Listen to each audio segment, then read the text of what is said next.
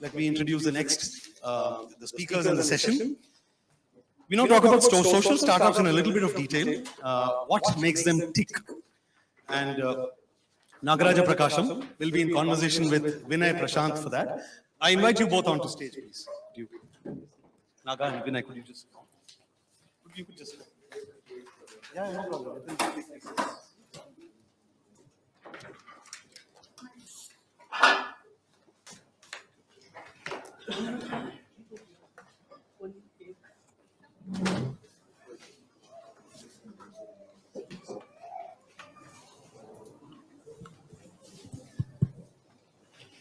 Before turning entrepreneur 6 years ago, Vinay Prashant worked in the corporate world for 20 years. That dates you, bro. He has accumulated expertise in marketing, especially budget marketing, PR and digital marketing, sales, especially institutional sales, which is critical for Tamaala, the enterprise he runs, and media sales, merchandising and retail ops. He runs Tamaala, a social organization he co-founded with his wife, Suvarna Kamakshi, who's a professional artist. Vinay, over to you. Please introduce Naga. Oh, by the way, Vinay also happens to be my senior from college, REC Trichy, which these days is called NIT Trichy. We went to the same college. Yeah. Please introduce Naga and take it. Thanks so much, Ganesh, for that nice little introduction. Naga, as he is known affectionately among entrepreneurs, Nagaraja Prakasam, he's a versatile and passionate leader that I have known at least for 7-8 years now.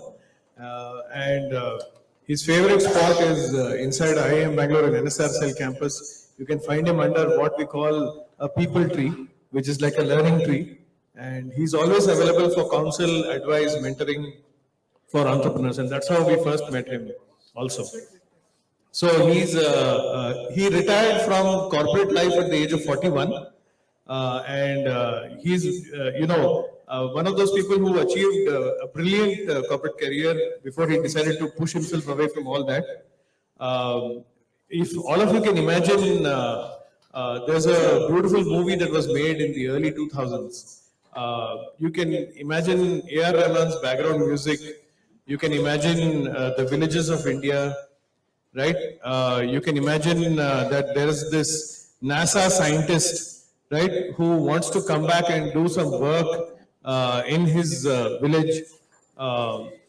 Yeah, absolutely. So yeah, this generation also remembers that movie. That's great. Yeah. So big round of applause for yourself. So the context is that Naga's organization, one of the organizations he used to work with, called AID, was the inspiration for making the movie Swadesh. So big round of applause, please. So he believes in a hands-on approach. He does Bharat Darshan extensively in rural areas across 28 states and union territories, and he has looked at the need firsthand. He has got achievements which this introduction is not enough because we have a limited time span. So I would request you to look up his introduction in detail on Naga Prakasam blogspot, so you can look it up on the web for more information on what he does. He is currently advisor and partner at Acumen, a New York-based 100 million impact venture fund. And Naga's specialization is that he focuses on social startups. And among the social startups, he is known as that one mentor who's probably done free counseling for more social startups, and it could be a Guinness Book of World Records, but he's not recorded it, I'm sure. So that's the number of free counseling sessions he's done. Even during pandemic times, I remember entrepreneurs were struggling for guidance and routes, and he had free counseling sessions opened up from the NSRCEL portal to entrepreneurs across. So I'll cut to the discussion quickly. Today we are celebrating his upcoming book, which is the central theme of this. And his upcoming book is like the movie Swadesh, Back to Bharat, in search of a sustainable future. So Naga sir, can you give us an outline on what you have written? And Good. I think congrats to Benedict for the 8th year hosting this event. It's fantastic. And I remember hosting at IIM Bangalore first session. Our director Rishi is here. So we opened up at IIM today, the 8th year. Benedict is continuing this literature festival. This is very, very amazing to see that the perseverance, right? So that's what I always tell entrepreneurs as well. If you keep persevering, I'm sure that one day, definitely you will make it. This book is around, if you look at today, the whole world is having two problems. One is about the climate change. The next is about the inequality. So that's what, I've been looking at that two elements, I think, and how a lot of knowledge available within our own reach as well. And, and how do we fast forward? Similarly, there are social businesses who are already working on addressing these two elements as well. So that's a second element. If you look at today, as earlier, if it's social, the word social, NGO means that somebody with kurta and then jolna bag and all that stuff, right? That is changing now. Today, I think the doing good can be rewarded. Just thanks to this climate change, the awareness is very, very aware today people. 7 years back, when I invested in a company called Solaron, we were doing an ESG rating, right? 7 years back in India, nobody understood ESG in the country.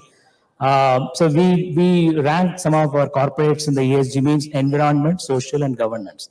So how a corporate is measuring on these three elements. And, nobody understood, and we have to sell the company to Sustainalytics, the UK.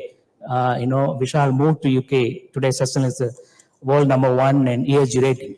But 7 years after today, now the SEBI is directing the corporates in India to start looking at ESG. So it is no longer the social business, a separate track with the guys in kurtas, right? This kurta is a problem. I'm coming from KGA, for lunch, and they were looking at kurtas not allowed. I said, what? So they want collared shirt, it seems. So we're still living in this level of things. So this is what we need to change, this perception around the social business. Today, the ESG is, I think, very good in terms of what some of the social business have started from day one. Now the corporates are pushed to do it, right?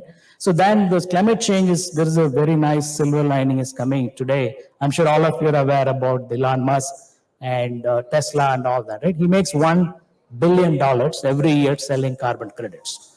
So I'm wearing Khadi. I'm sure I'm very surprised to see the Khadi India has put a fantastic show below as well. So if you start looking at this Khadi, right, we have 9 million weavers there, and all of them are using by hand, right? So there's no energy utilized. So how much carbon left with this 9 million weavers? So this is what, the thought process around, no longer about looking at poor weaver, poor social businesses, NGOs, and that level, start looking from the corporate perspective that if he's making $1 billion a year, why not our weavers? Why not our farmers making, doing organic farming and without chemical free, if we calculate the carbon saved, I think that is what, and we are start looking at. The last point is about, if you look at today, I think, India is around 7 times below the US GDP, but US per capita consumption is 6.8 times more than India, right? If GDP is a measure, I'm sure US is a rich country, but if you look at from the carbon perspective, we are rich. If the carbon is a new gold, who's rich? So I think that's the way we are changing the narrative. I'm talking quite a lot about this aspect in that as well. Yeah. Thank you. That is a really enlightening, perspective. If we were to ask you, back to Bharat is we are talking also about a mindset, right? Where we are saying, back to India, and you're actually saying back to Bharat. So in the book, can you talk about the mindset change that you're, discussing or you're exploring? That will be interesting. See, today, if you look at, I think I saw the word startup festival and all. In the moment it's startup, I think we are sitting in the startup capital that I think nobody is able to find a solution for the floods, but I think we have an app for all of that, right? So the Bangalore definition of technology startup means that you write an app for everything, kind of. So this is kind of very, very myopic view. If you look at that, the country has only around 25% of the country has internet access. UNICEF put a survey last year that 25% of Indian households have internet access. That means that 75% of Indian households, the children lost 2 years of their college education, school education, right? So this is kind of not aware. People are not aware about this element as well. So I call this 250 million as the India. 50 million who speaks English, 50 million may have proper internet access, 50 million who have a little bit of disposable income. So we're all talking about that, the ignoring the 1 billion people, right? This is where the focus is about. There are a lot of sustainable solutions that are available, right? So one example is that today we talk about women empowerment and SDG goals. There is one specific to women empowerment. I was sitting in Meghalaya in East Garo Hills, and they follow the model about where the head of the village is a woman, right? So this property is passed on to the women after, the things, the guys move into that women's house after wedding. So this women empowerment, what we talked about, it's been practicing. So one of the 10 groups across the world is practicing this kind of model. There's one, two in Meghalaya itself. So this is what the learning from there. Today we talked about women empowerment. We had it thousands of years back. Tribals have practiced it. We lost it along the way. Now we are now coming back to this point. This is what the pointed about going back to the roots about some of the things that we had. We've lost it in the process, but there is one point. The second is about today, if you look at, Northeast or any of this Dantewada and tribal belt, and it's amazing the serenity, right? I call them that they're living in a resort for 356 days. But what we are telling them, just get them out, put them in a school, education, college. You go there for once a year, for 1 week vacation, to a forest camping, it's nice. But living there for one whole year is bad, right? So who defines these things? So this is the other part so the chakkar that we have, right? So get into the chakkar and then realize at some point I need to rewind, unwind, and all that. And they're very happy with what they have, right? If they want to come out, education, all that's fine. The only two problems they have, right? If there's health issues or if there is any other need for money, that's where they're stuck. If you look at, for example, in Jharkhand, right? These tribals make this lac bangles, right? Lac is the sap comes out of the trees like kushum, palash, and bale. So this ornament they make, if you look at the Odisha Tribal Museum, you'll be surprised, the way they were living and all that. So this ornamental, they're sold outside, they had some money and all that, they were living. Today, who buys lac at all, right? And we don't even see any handlooms out there as well. So what happened now? They're in poverty, right? The place I went to, Buntu, it is Naxal infested area. So they have to take permission for me to go there. But one of the organizations, it analyzed this problem, right? So when you are in poverty, you go extreme or you migrate or you end up in slums in Bangalore.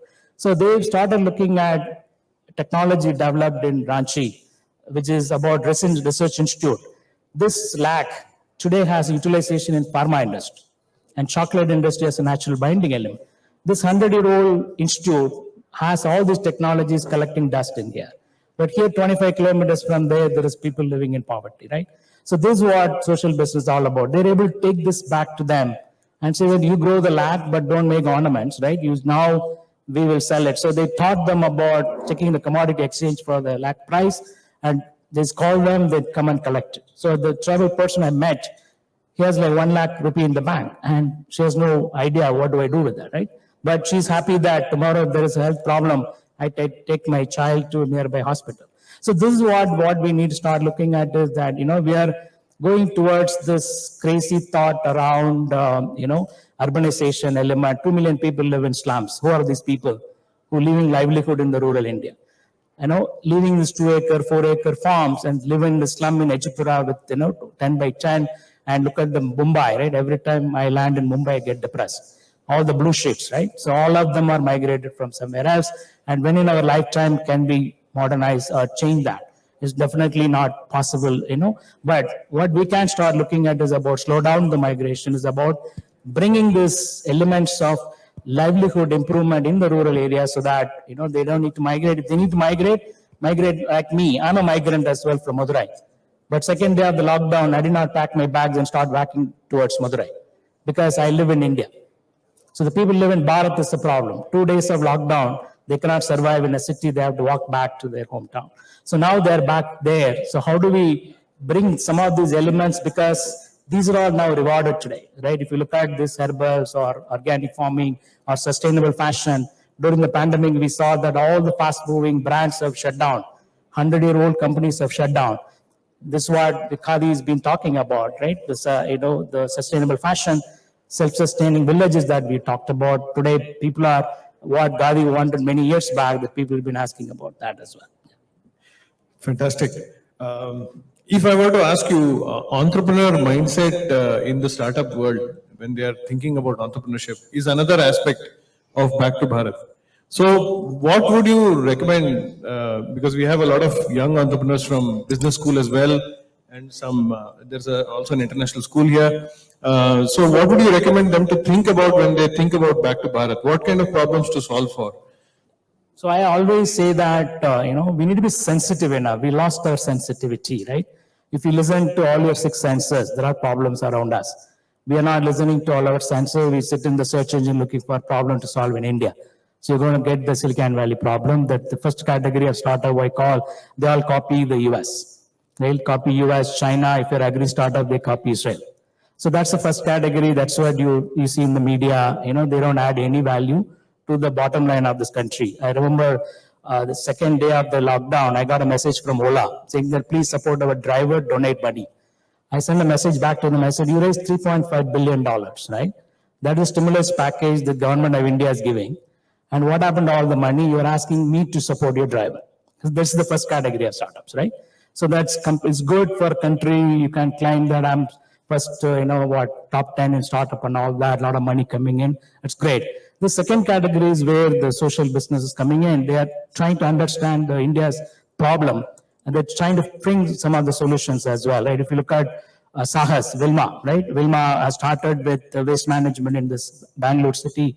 Today, managing around 100 ton of waste every day. IIMB is the first customer for Sahas, and today it's one of the zero waste campus in the country. So this is what they picked up. But while she picking up, she was very clear on the DNA as well. We employ around 200 to 300 rack pickers. So they're all, digging up waste in the side streets. Now they have a dignified job. If you go to IIMB campus, there is people with all the, protection. They are segregating waste.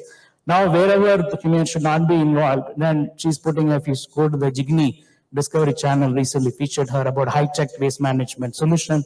She's involving robotics where humans should not be involved there, right? But the DNA should be very, very important. The problem in social business today, and many of the social entrepreneurs, is about, I always compare them with the Miss Pageant, right? You have the Miss Universe, and the moment she put a crown, somebody asks her, what do you want to do next, right?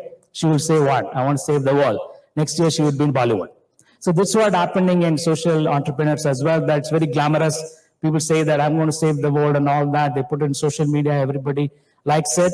But the ground reality is very tough, right? So this handloom, this guy will tell me that why Naga I'm sitting in Odisha at 42 degrees centigrade and trying to work on with the weavers. Some guy is selling idli in Bangalore is raising $2 million, right? So this is what the perseverance required about not to get caught up with these, what is happening in the mainstream side. A lot of perseverance is required. Right? And I sit in this Forbes 30 by 30, under 30 social category. I get calls from people who said, I've started social business 2 years back, you're not recognized still, right? So this is what people are wanting, right? They want to start today, tomorrow go viral. That doesn't happen in social business. Damodaran is a great example of Gramalaya. It's one of our Acumen's very early investment, right? Damodaran started Gramalaya 35 years back, Swachh Bharat. Started building toilets, right? When you're 20 out of college, right? And telling the family that I'm going to work with shit. So look at, what kind of things he might have faced. But he stayed focused on this one problem for 35 years, right? Montang Singh Aluwala visited Tiruchi, and he put in planning commission that this or the Swachh Bharat should be built. This government picked it up. So it doesn't matter which government it is, but social businesses, if you have a purpose, and if you stay focused on the purpose until it's solved, doesn't matter who is on the top, definitely, the problem gets solved. So this year he got a Padma Shri after 35 years starting this company. I tell these guys, go read about Damodaran. It took 35 years for him to government call him and give him a Padma Shri, but he was not working for the Padma Shri. He was working on a solution. That solution now government picked it up. Now he says that government picked my problem, that I'm done. So I'm working on now, he's working on menstrual hygiene. So that is what you need. It's required a lot of perseverance. And it outside is very glamorous, but inside you need to work really hard. Same with Sahas, right? So I've invested in her and she's doing amazingly well, 200, 300 employees today. And she received a $2 million investment from one corporate and she said no. He said, these guys are investing in my company because they want a PR. right? They do not understand waste management, and the person who's investing, they are the culprit for most of the waste in the country, and I don't want to take money from them. So that level of perseverance is required as well, that ability to say no, right? Today that, you look at all this funding scenario and everything, people are lining up for whatever the money, whoever gives, take it, but you'll have a mission drift. So it's very important about who do you align with, because if you take money from the wrong person, you will end up, changing your mission. So Saha's Vilma is a great example of telling no, but she does not need next level of funding. So she's working towards building the organization with the support. Today, when the Swachh Bharat started in waste management as well, people wondered about what will happen to the private industry, right? So he got an award from the Prime Minister himself saying that it's one of the best private initiative solving waste management problem. So that is the level of support. She refused to bring more and more technology because she wants to ensure that every rack pickers in Bangalore should have a dignified job. Until that is done, she said, I'm not going to put technology there. Fantastic, sir. Vinay, sorry to butt in. We are running out of time. Yeah. You could take one or two audience questions if you want. Yeah. That would be a good idea. Yeah, quickly, if we can move to the audience, I think the examples that he's talking about is the evolution I see from the movie Swadesh of that Shah Rukh Khan to a social entrepreneur who is committed and working on the ground and solving various problems, right? So, audience, questions, please. This is a really, like you said, it's a very difficult area, and social entrepreneurship is not easy by any, it's not a cakewalk by any imagination. So, yeah, we have right up there.